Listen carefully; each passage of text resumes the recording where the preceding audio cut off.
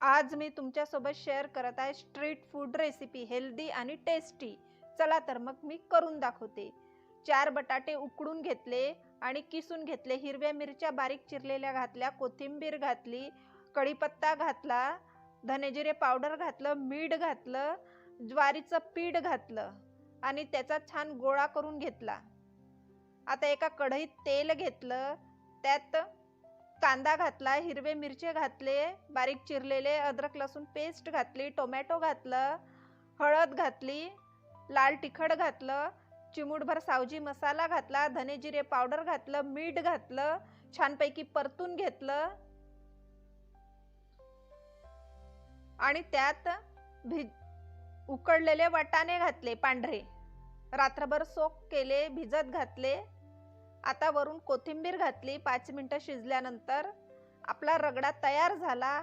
आता स्टफिंग करण्यासाठी पॅन मध्ये तेल घेतलं, कढीपत्ता घातला, जिरे घातलं, मोहरी घातली आणि 4 तास भिजलेली मुगाची डाळ घातली, थोडीशी हळद घातली, लाल तिखट घातलं, चिमूटभर सावजी मसाला घातला, हिंग घातलं, धने जिरे पावडर आणि चवीपुरतं मीठ घातलं.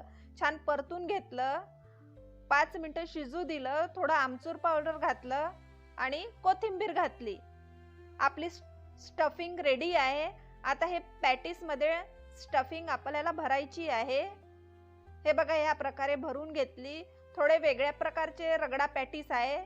मुगाची डाळ आणि ज्वारीचं पीठ वापरल्यामुळे ही हेल्दी झाले.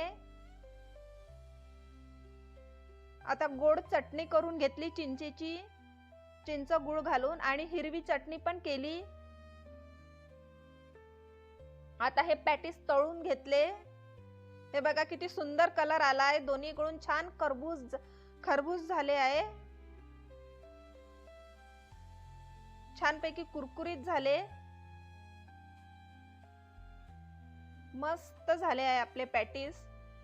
कलर पण खूप सुंदर आला आहे. आता आपले पॅटीस तयार आहे. आता आपण सर्व करू. अगोदर एका प्लेट मध्ये पॅटीस घेतले, त्याच्यावर रगडा घातला, हिरवी चटणी घातली, चिंचची गोड चटणी घातली, त्यावर शेव घातले आणि बारीक चिरलेला कांदा घातला. आपले रगडा पॅटीस तयार आहे खाण्यासाठी. Ready to serve. बाय.